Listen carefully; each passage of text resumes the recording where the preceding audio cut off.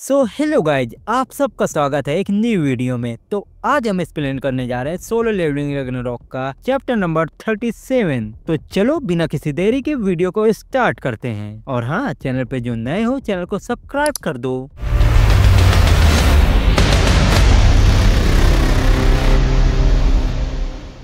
जैसा कि हमने पिछले चैप्टर में देखा था, डोजन मिन्सुक को कंट्रोल कर लेता है और अपने अगले शिकार के लिए निकल जाता है। अब आगे चैप्टर के स्टार्ट में हम एक कार को देखते हैं जिसके अंदर हंटर चोई जोंग बैठे होते हैं। चोई जोंग एक बर्ड को समन करते हैं और कहते हैं अगर हमारी पार्टी के साथ कुछ भी हुआ तो ये समन क्रिएचर गायब हो जाएगा और ये समन क्रिएचर हमें पल पल की खबर देता रहेगा। वैसे किसने सोचा होगा कि तुमने डंजन के अंदर मशीनों की प्रॉब्लम को सॉल्व कर दिया है। बहुत अच्छा आइडिया था। मैं आशा करता हूँ कि हम लोगों की बारी नहीं आएगी क्योंकि हमारे पास द ग्रेट गिल्ड का गिल्ड मास्टर ली मिनसुक है, तो कोई प्रॉब्लम कैसे आ सकती है। क्यों हंटर लिम टैगू, तुम इस बारे में परेशान नहीं हो? लिम टैगू कहते हैं हाँ, क्या बोला तुमने? लिम टैगू चोई जोंग से कहते हैं क्या तुम मुझे परेशान करने की कोशिश कर रहे हो? चोई जोंग कहते हैं अरे यार, ऐसा करना तो इम्पॉसिबल है। तो तुम्हें जलन हो रही है कि पार्क डोजिन ने हमारे रिपर गिल्ड को ही क्यों ज्वाइन किया? चोई जोंग हंसते हुए कहते हैं नहीं नहीं, ऐसा तो नहीं है, क्योंकि हमारे पास पहले से ही बहुत टैलेंटेड लोग और हंटर हैं, शायद तुमसे अच्छे भी। लिम टैगू का तो मुंह ही बंद हो जाता। लिम टैगू हाँ, बेकार के जोक्स। तभी लिम टैगू को कुछ याद आता है। लिम टैगू अपना सिर पकड़ लेते हैं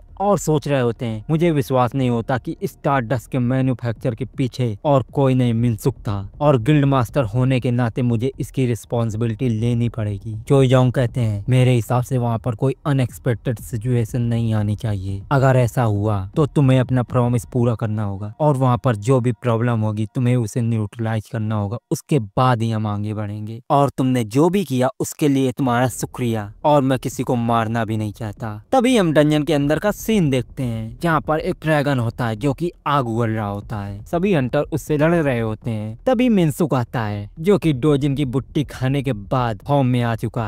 मिनसुक ड्रैगन से लड़ने के लिए आगे चला जाता है। म्यू डोजिन को देखती और सोच रही होती ये तो साला मस्क आराम से खड़ा है। म्यू भी ड्रैगन के ऊपर अटैक करने के लिए जा रही होती है। म्यू अपने मन ही मन सोच रही होती है कि आखिरकार इसका मतलब क्या है, कि अगर ये इस बैटल में उतरा तो ये बैटल बहुत जल्दी खत्म हो जाएगी क्योंकि ये एक एस रैंक का हंटर है इसलिए। लेकिन हम सब भी इनके सीनियर हैं। म्यू को एक बात और परेशान कर रही होती है कि जब से हम बॉस रूम के अंदर आए हैं तब से मिनसुक बैटल में उतर चुका है। आखिरकार इसके पीछे कोई ना कोई वजह हो सकती है और मैं ये वजह पता करके ही रहूंगी। डोजिन पीछे खड़ा हुआ आराम से ये सब देख रहा होता है। डोजिन मिनसुक की पावर को देखता है और वो सोच रहा होता है कि ताकि ये तो कंफर्म है कि बी रैंक या उससे अपर रैंक के हंटर्स के ऊपर स्टारडस्ट बेकार है, और तो और स्टार फ्रैगमेंट के सामने स्टारडस्ट तो कुछ भी नहीं, और स्टार फ्रैगमेंट ए रैंक के हंटर को भी काबू में रख सकता है। तभी देखते हैं कि मिनसुक बहुत तेजी के साथ ड्रैगन के ऊपर अटैक करता है और उसे बहुत सारे स्लैश अटैक देता है। ड्रैगन की अब हालत बहुत खराब हो चुकी होती है। म्यू ये नजारा देखकर बहुत शॉक हो जाती है। उसकी तो कुछ समझ ही नहीं आ रहा होता है कि आखिरकार यहाँ पर हो क्या रहा है। मिनसुक फिर से अटैक करने के लिए जाता है। मॉन्स्टर बहुत ज्यादा रेज में आ जाता है और मिनसुक को अपनी पूंछ से मारकर पीछे कर देता है। मिनसुक की पावर देखकर डोजिन सोच रहा होता है कि इसे देखकर लगता नहीं है कि इसकी स्टार फ्रैगमेंट से मिली एस रैंक की पावर को हैंडल भी कर पाएगा। तो इस केस में टाइल की 5 एबिलिटी में से एक ही मेन है। एम्पलीफाई की पावर से मैं अपनी शक्तियों को और भी ज्यादा बढ़ा सकता हूँ।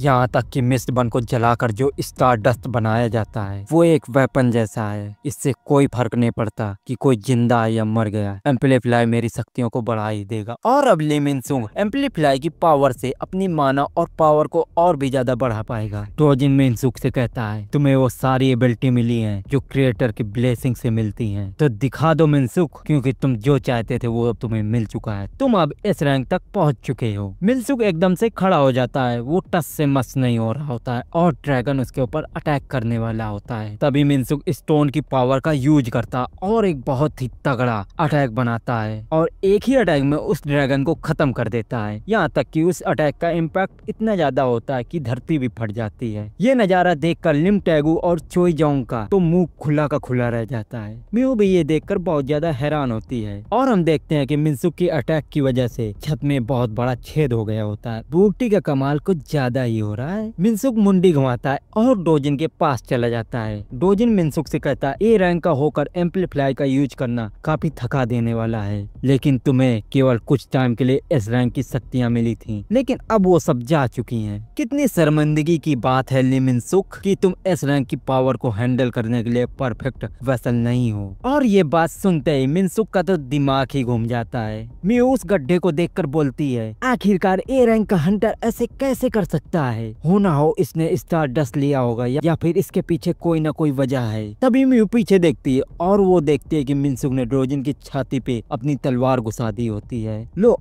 पंगा। डोजिन कहता है अबे मिनसुक। मिनसुक कहता है मैंने तुझसे कहा था, तुझे क्या लगा था कि तुम मुझे कंट्रोल कर सकता है, तो मैं तुझे दिखाता हूँ कि इस पावर का यूज कैसे करते हैं जो कि तूने मुझे दी है। मिनसुक अपनी तलवार को बाहर निकाल लेता है। म्यू कहती है तुमने अपने साथी डोजिन के ऊपर अटैक क्यों किया, पागल हो गए क्या। मिनसुक अपना सर पकड़ लेता है और कहता है डैम इट, ये मैंने क्या कर दिया, तो क्या ऐसे खत्म होगा ये सब। मिनसुक को लगातार आवाजें सुनाई दे रही होती हैं। आखिरकार मुझे ये आवाजें क्यों सुनाई दे रही हैं। और तभी मिनसुक सोचता है कि मैंने अगर यहाँ पर ज्यादा टाइम बर्बाद किया तो हंटर एसोसिएशन के एस रैंक के हंटर मेरा बाहर ही इंतजार कर रहे होंगे, मुझे जल्दी से यहाँ से निकलना होगा। म्यू कहती है हम तुम्हें कहीं नहीं जाने देंगे मिनसुक। मिनसुक बहुत ज्यादा रेज में आ जाता है और चिल्लाते हुए कहता है अगर तुम सबको मरना नहीं है तो मेरे रास्ते से हट जाओ। मिनसुक सब पर अटैक करके वहाँ से निकल जाता है। म्यू कहती है धत तेरी की, वो हमारे हाथ से निकल गया। तभी म्यू एक हंटर से चिल्लाते हुए कहती है जल्दी जाओ, बाहर खड़े हुए एस रैंक के हंटर चुलसंग को बताओ कि यहाँ पर जल्दी से आए, जाओ जल्दी। तभी म्यू कुछ देखकर बहुत ज्यादा हैरान हो जाती है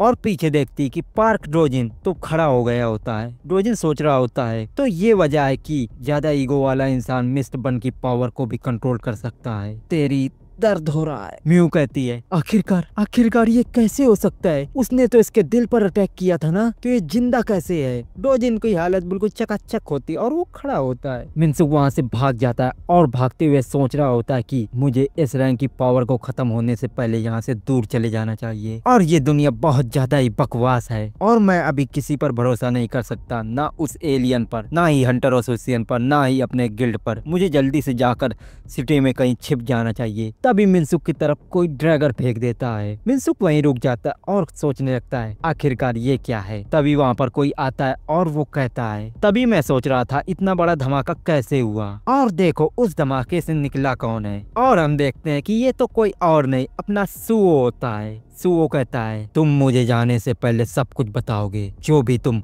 ऑपस्टाइल और स्टार डस्ट के मैन्युफैक्चर के बारे में जानते हो, हंटर ली मिनसुक। तो इसी के saath ये चैप्टर यहीं खत्म होता है। तो मिलते हैं एक नए वीडियो के साथ। Bye bye.